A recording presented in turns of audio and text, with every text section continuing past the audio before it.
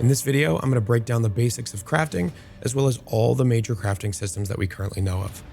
Welcome to the Maxwell channel. I'm your host, Arrow, and this is my crafting basics guide for Path of Exile 2. Path of Exile's crafting systems are driven by the currency that you find from killing monsters. Different orbs modify items in unique ways, typically by adding or removing affixes. But not all orbs from the original Path of Exile exist in PoE 2. The most notable change is that orbs of scouring no longer exist. That means you can't scour away undesirable affixes, which increases the value of white or uncrafted normal items because there's no way to revert a rare or magic item back to that base. Another change is that your sockets are now present on gems rather than gear. Also, sockets are automatically considered linked, so you don't need to use orbs of fusing. This should make gearing in the early game significantly easier. Chromatic orbs no longer exist in Path of Exile 2, as all gems can now accept all support gems. However, in order to add more support gems, you'll need Jeweler's Orbs. There will be varying levels of Jeweler's Orbs that allow you to add more sockets. So let's quickly go over the basic crafting currencies that you can use in Path of Exile 2. A Scroll of Wisdom will allow you to identify an item. This means that when you use it on an unidentified item, you'll be able to see its existing modifiers. A Transmutation Orb will transform a normal item into a magic item with one affix. An Augmentation Orb will add one affix to a magic item. An Alchemy Orb will transform a normal item into a rare item with 4 affixes.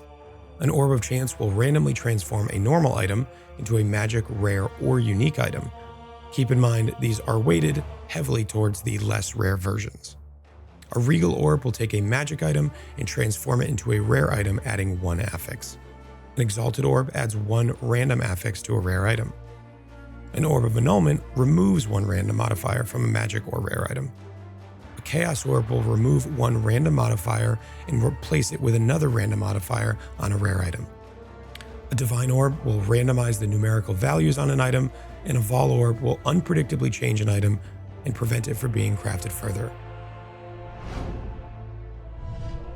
Let's talk a little bit more about what Vaal Orbs do. Vaal Orbs are powerful crafting items that corrupt your gear with random and mysterious outcomes. We don't know the chances of each outcome right now, but we do have an idea of what they do.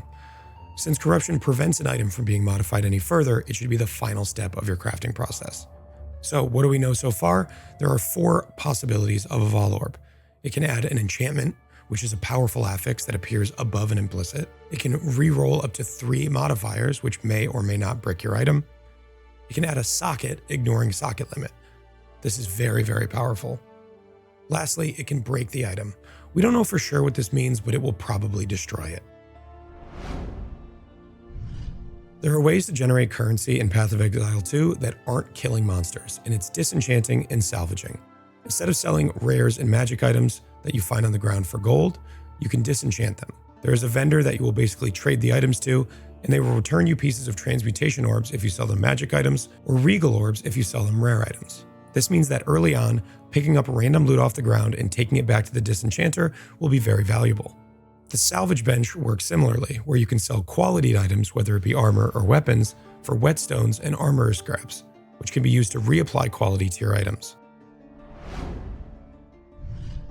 So you actually want to craft an item. Let's talk about crafting basics. Crafting in PoE 2 begins with a base. The affixes you roll vary based on item level and attribute requirement.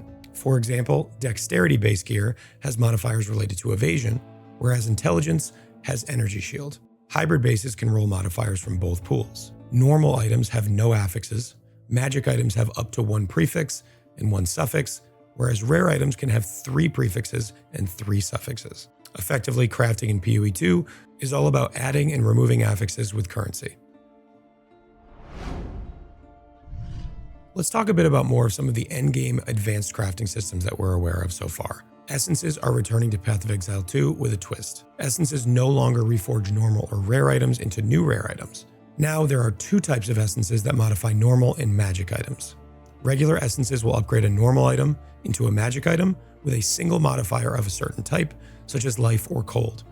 Greater essences add a modifier in the same way, but to a magic item, making it rare. Next, we have sockets and runes. In Path of Exile 1, sockets on gear hold skill gems and support gems.